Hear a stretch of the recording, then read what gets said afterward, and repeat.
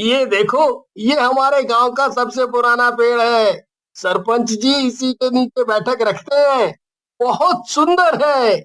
और वो जो खेत दिख रहा है ना, सबसे बड़ा खेत, वो हमारा ही है। चल वहां चलते हैं। कितना बड़ा खेत है तुम्हारा। और ये आम का पेड़ भी हमारा ही है। इसमें आम नहीं लगते क्या? ना, इस बार नहीं लगे। बंटी, वो जो बड़ा सा आम का बगीचा है, क्यों ना वहां चलें? घूम कर भी आएंगे और खूब सारे आम भी लेकर आएंगे।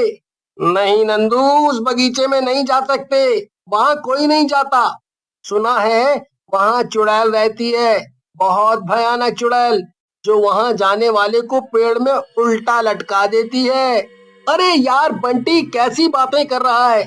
तूने चुड़ैल के बारे में सुना है ना? देखा तो नहीं है, तो फिर कैसे यकीन कर सकता है? नहीं, नानी वहां जाने के लिए मना करती हैं। हम नहीं जा सकते।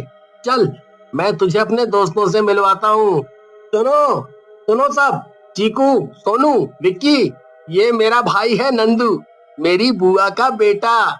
ओ, हेलो नंदू, चलो हम सब साथ मिलकर खेलते हैं। नंदू बंटी के दोस्तों के साथ खूब खेलता है। दोनों शाम को घर चले जाते हैं, पर नंदू उसी बगीचे के बारे में सोचता रहता है। सभी रात का खाना खा के सोने की तैयारी करते हैं। नंदू, तू बंटी के कमरे में उसके साथ सो जा, ठीक है? हाँ हाँ नंदू, तू मेरे कमरे में सो जा, खूब मस्ती करेंगे। चल यार, बहुत नींद आ रही है, सोने चलते हैं।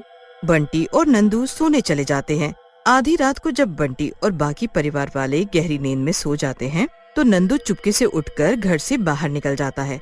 नंदू को गांव वालों की बगीचे के बारे में सुनाई गई कहानी पर बिल्कुल भी यकीन नहीं था। नंदू को चुड़ैल की कहानी कोई ढोंग लग रही थी, इसीलिए वो सच का पता लगाने के लिए आधी रात को ही बगीचे के अंदर घुस जाता है। नंदू वहाँ बहुत सारे आम के पेड़ देखता है। कितना बड़ा बगीचा है! अंदर से तो ये और भी सुंदर दिखता है। कितने सारे आम!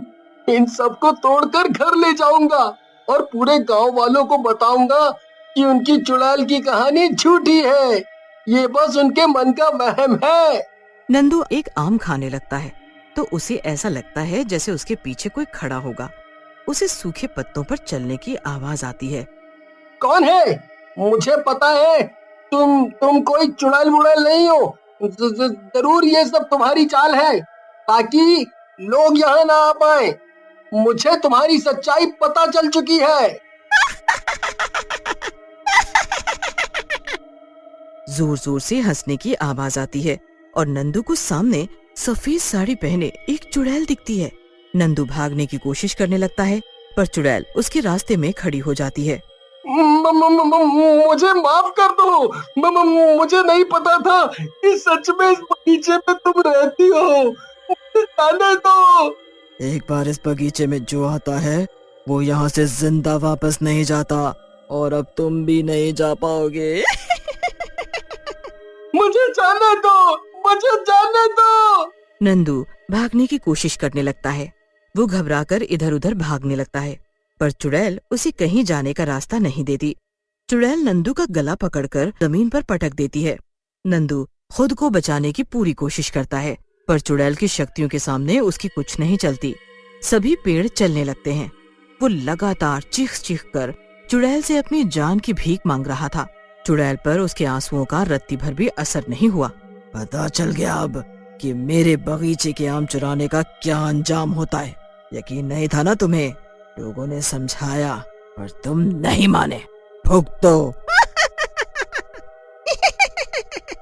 चुड़ैल नंदू का गला पकड़ लेती है और देखते ही देखते नंदू अपना दम तोड़ देता है।